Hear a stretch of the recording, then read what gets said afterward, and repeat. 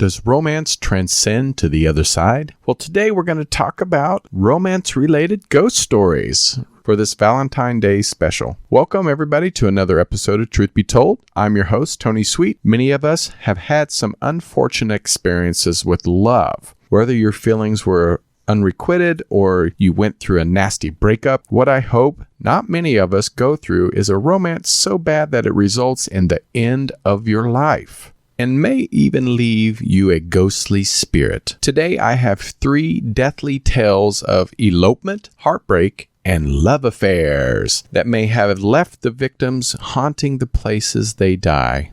So dim the lights, grab your heart-shaped box of chocolates as we dive into our first tale of Emily's Bridge. Emily's Bridge is located in Stowe, Vermont.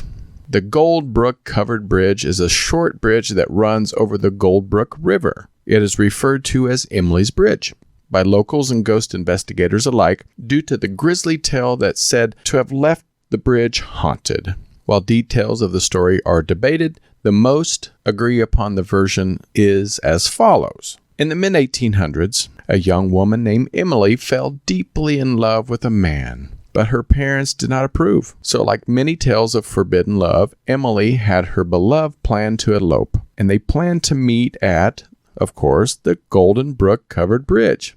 While love struck, Emily arrived at the place to be. Her sweetheart never showed up. Filled with grief and sorrow, Emily took her own life. How very Romeo and Juliet.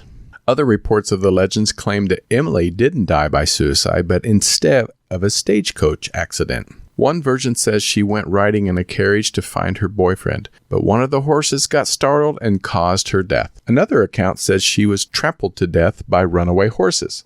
Ever since Emily's tragic passing, the bridge has been the site of several supposed paranormal occurrences. Some visitors report that they left the bridge with scratches on their cars. Others claim that they've heard Emily's wails and have spotted her wandering the bridge looking for her love. And the most frightening, there have even been people who have said they have gotten marks on their backs. And one paranormal investigator talked of a deep pain on the back of his neck. Perhaps Emily lives at the bridge in the state of despair and anger, taking it out on anyone who visits and possibly mistaking them for her love. Today, Emily's Bridge is visited by both tourists and ghost hunters.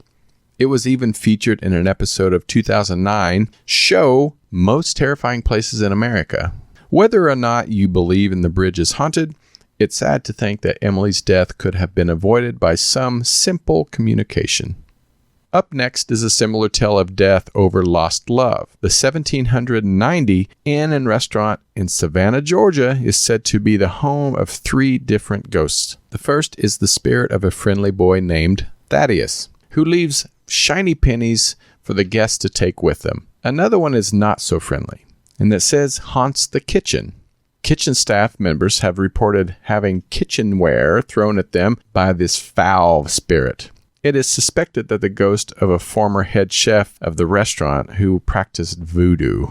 The last ghost is our subject for today, the ghost of the servant girl named Anna. Like Emily's Bridge, details of the story will differ depending on who you ask, but the basis of the story is that Anna, who also is referred to as Anne by some, who was a servant girl who fell in love with a sailor who visited the inn.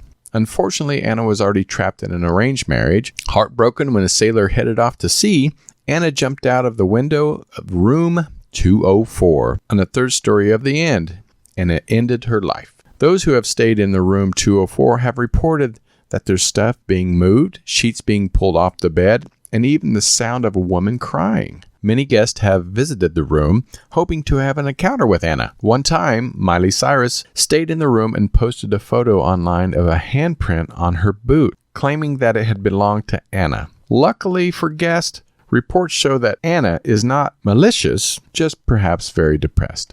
Okay, our last story of the day is quite a doozy. Murder at Cherry Hill. In the early 1800s, Jess Strang abandoned his family out of fear that his wife was cheating on him. Jess would soon prove himself as a hypocrite when he engaged in a love affair with a married woman named Elsie. Elsie was part of a prominent family in Albany, and Elsie lived at the historical Cherry Hill house, which belongs to the family, along with her husband, John Whipple. At first, Jess and Elsie kept their forbidden romance a secret, with Jess working at the Cherry Hill under the alias of Joseph Orton. Eventually, the pair decided things would be more convenient if they took John Whipple out of the picture. Their first attempt was to poison him with arsenic, but after that didn't go as planned, Strang shot Whipple with one of his own bullets, given to him by Elsie. The couples weren't mastermind murderers, and later that month, Jess Strang